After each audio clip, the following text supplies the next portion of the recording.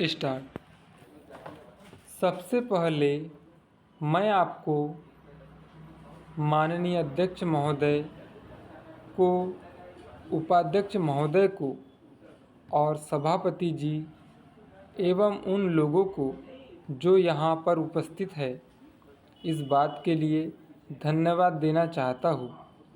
बधाई देना चाहता हूँ कि सरकार नदियों को प्रदूषण मुक्त करने के लिए एक समग्र महत्वाकांक्षी योजना शीघ्र लाने का विचार कर रही है। आज आपको मालूम होना चाहिए कि हमारे देश के अंदर जल प्रदूषण की समस्या एक गंभीर रूप धारण कर चुकी है। इस समस्या को दृष्टिगत रखते हुए हिंदुस्तान की समस्त नदियों को प्रदूषण से बचाने के लिए महत्वाकांक्षी कार्य योजना सरकार की तरफ से तैयार कर ली गई है। आज प्रातःकाल केंद्रीय मंत्रिमंडल तैयार की गई इस योजना पर अपनी सहमति देने के लिए विचार करने जा रहा है। मुझे आशा है कि कल तक इसको मंजूरी दे दी जाएगी। मैं आपको इस योजना पर आने वाली लागत के बारे में बताना चाहता हूँ कि अनुमानित तौर पर लगभग 772 करोड़ रुपए आने की संभावना हो सकती है। इस कार्य योजना के तहत कई नदियों के प्रदूषण रोकने के लिए और नगरों की नदियों के जल को प्रदूषण मुक्त करने के लिए प्रभावी ढंग से कार्रवाई की जाएगी।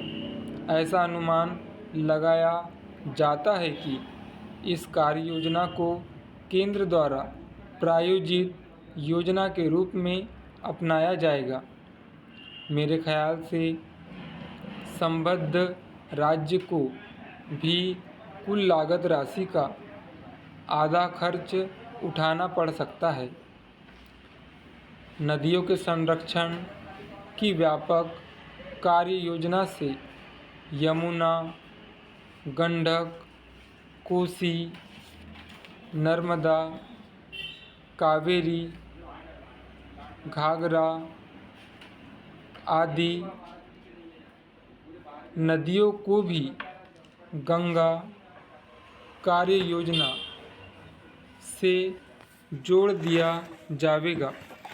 यह हमारे लिए प्रसन्नता की बात है कि सरकार ने इस पर अमल के लिए राष्ट्रीय प्राधिकरण और संचालन समिति गठित करने का भी फैसला किया है।